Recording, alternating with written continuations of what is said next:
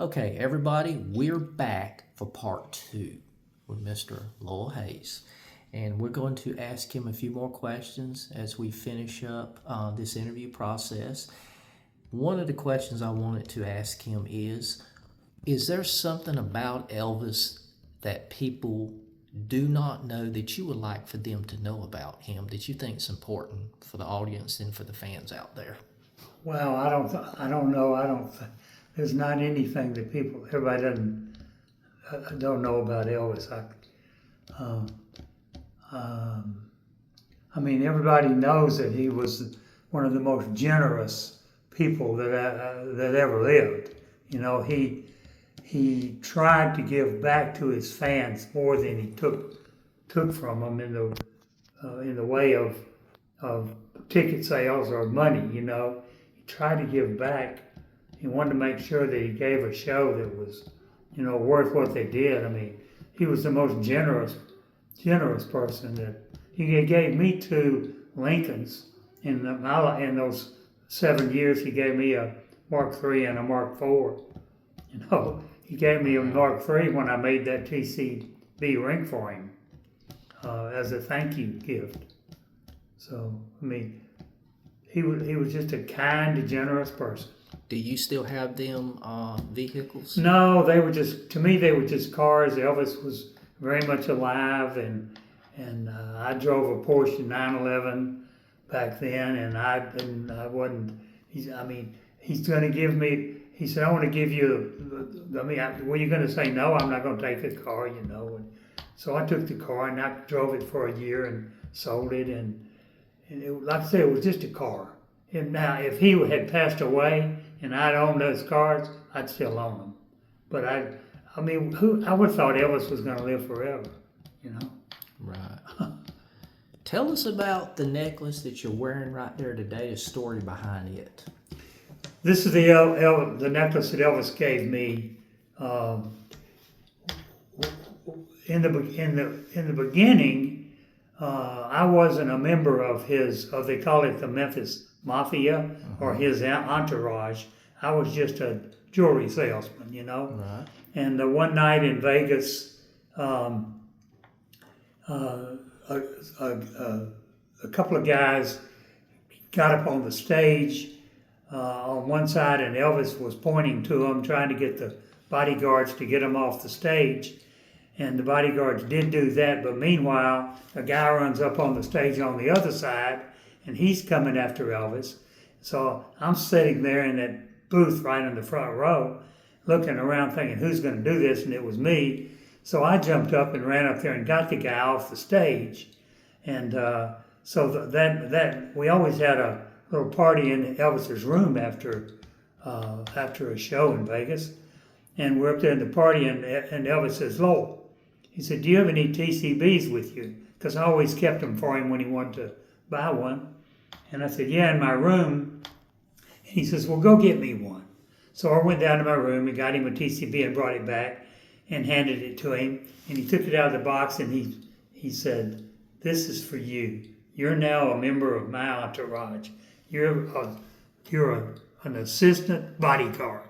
And he's talking about me getting that guy off the stage. Right. Everybody's laughing, but it was very humbling to me to be. It's kind of like being. It was kind of like being. I would think like being knighted.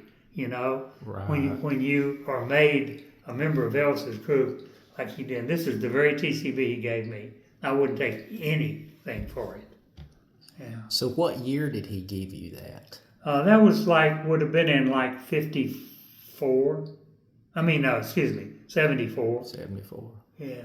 And you've had it all these years. Oh yeah, I've had it all these years. You talked to so many of his different people in his band. Glenn Hardin, I recently interviewed him. He still has the TCB ring. Yeah, I made all those TCBs. All those guys have.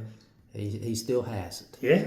And I didn't get to see it, which I wish I could have. Yeah. But it's nice to see it being worn on you, and I couldn't find a better person to have that than you, because you started it all with that. So that is definitely something that I don't blame you for for being proud of, because I'm proud of it myself talking to you about it. Yeah. You know, you kind of get goosebumps when you Yeah. think about it. What was your relationship with Vernon Presley? My relationship with Vernon was okay, except it was off and on, I guess I have to say. I represented someone who took away a lot of Elvis's money to Vernon. Vernon was very concerned about Elvis's finances, and he knew when I was around that Elvis might buy jewelry, spend some money. So Vernon would rather I not be around. But as far as a personal relationship, we were fine together. As long as he just wished that he just wished Elvis wasn't buying a lot of jewelry for me. He was very frugal.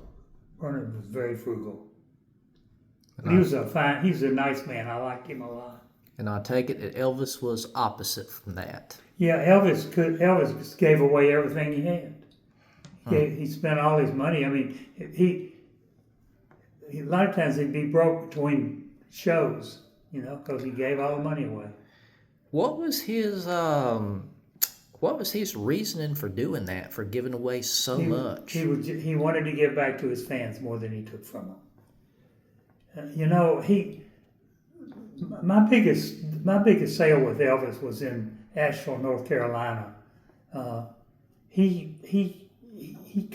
standing by the stage with Felton Jarvis, who's operating the soundboard, and we're standing there watching Elvis. And Elvis came over and he's singing. The whole time he's singing, he looked down at me, standing there, and he says, "Where's your case?" And I said, "It's right here." And he says, "Set it up here on the stage." So I opened it up and set it up on the stage. And he started getting jewelry out of it and giving it to people that were coming up to the stage in the front, on the front row. He gave away a whole lot of jewelry that night.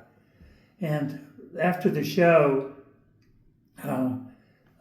we always had a couple of limos. Elvis and Dr. Nick would ride in the front limo, and I would ride in the back limo with a couple of the bodyguards. And this particular night, I ran out ahead of him and jumped in his car. And I'm sitting there in his limo in the seat that faces backward, and he got in his seat, and he's sitting there in the seat. And he says, "What are you doing? What are you doing in my car?" And I said, "I want to talk to you." I said, "You just spent a lot of money tonight." I said, you couldn't possibly make any money with this show, as much money as you spent." And he looked at me and he smiled with that twisted lip, and he patted me on the knee and he said, "Lowell," he said, "don't worry about it." He said, "I'll have to sing 5 minutes longer tomorrow night to pay you." Wow. Did you recently do something for Riley, Elvis's granddaughter? Well, I did. When she was out in at the hotel, and people were meeting her and greeting her, and so we'd have to stand in line and walk up there 4 at a time. That's during her book signing. Is that during her book signing. And so knowing that I was going to meet her and all, and knowing that when she was a little girl, that about maybe 5 years old, Elvis had me make her a little all-diamond TLC it was, an all-diamond TLC. And so knowing I was going to meet her, I made her one. I made her an all-diamond TLC, and the bodyguards were there even with me, and I said, "I'm going to give her this gift." They said, "You can't give her a gift." And I thought, well, y'all just watch me. So when the four of us went out there to meet her and she shook hands with her, I shook hands with her and I said, "I'm Lowell Hays." And she said, "Oh, you are?" I said, "Yeah, I'm Lowell Hays, and I got a gift for you." And she said, "Let me have it." So I took it out and handed it to her, and she gave me a great big hug for doing it. And everybody that was in the room was so jealous. I bet they were. They were. Wow. Well, Riley's great. Yeah. That's an amazing story there. Last question that we want to go ahead and ask you regarding, what you do is, when you had your store in Memphis, What was one of the main reasons why you just decided just to kind of shut it down and do it more online, the business of what you do? You know, when I look back on it, I probably should not have done that. I thought I had enough money to retire. And I will tell you right now, I don't care how much money you don't have enough money to retire with Right. inflation like it is. I agree. And I don't. My son had left. My son had worked for me for a long time. He had left me, and that I was very unhappy about that. I don't know. It wasn't a happy time in my life, and I thought, like I said, I thought that I could. I thought I could just retire and sell. I don't know what I thought, but honestly, I wish I hadn't done it. I wish I had kept the store open for a few more years. Well, we're glad that you are still in the business and you're still doing the jewelry, even though you are doing it online.